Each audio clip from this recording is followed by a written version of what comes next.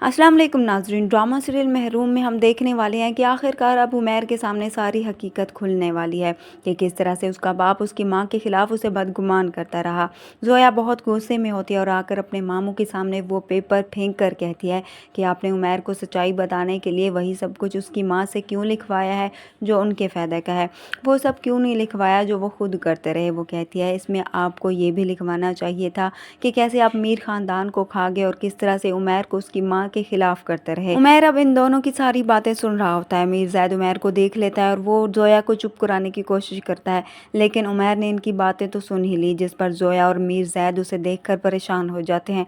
दूसरी तरफ साद की माँ जब अपनी बेटी को समझाती है, उसे कहती है कि तुमने ज़ायरा के लिए इतनी नफरत पाल रखी थी, मैं तो कभी जान ही नहीं पाई, और अगर तुम्हें जोया की किस्मत से इतना ही मसला था तो तुम उससे नफरत करने की बजाय खुदा से मांगती, ना कि उसके खिलाफ होती।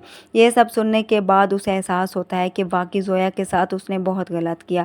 उसे अपने किए पर शर्मिंदगी होती है और वो ज़ायरा के पास जाती है, उससे माफ़ी मांगती है। उसे कहती है कि तुम मेरी दोस्त थी, मगर जब तुम्हें वो सब कुछ मिला जिसके मैं ख्वाब देख रही थी, इस वजह से मुझे तुमसे नफरत हो गई और मैं तुमसे जेलसी महसूस करने लगी। अब वो उसे एहसास हो जाता है, इसलिए वो अपनी गलती पर शर्मिंदा होती है।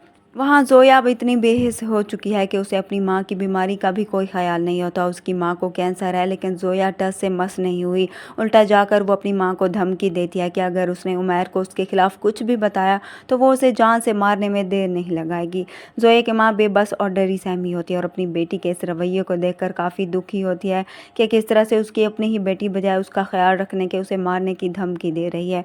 दूसरी तरफ साद से भी अब ज़ायरा की हालत नहीं देखी जाती, इसलिए वो अपनी माँ से कहता है कि मैंने फ़ैसला कर लिया है, मैं अब मज़ीद ज़ायरा को इस हालत में नहीं देखूंगा, मैं उसकी खुशियाँ वापस लाऊंगा। साथ ज़ायरा से भी कहता है कि मैं अगर तुम्हारी ज़िंदगी में होता तो कभी तुम्हारे साथ ऐसा ना होने देता। ज़ायरा को समझ नहीं आती तो साद उसे बता देता है कि वो उसकी खुशी की खातिर सब कुछ करने को तैयार है, क्योंकि वो उसे चाहता है और बचपन से ही वो उसे पसंद करता है।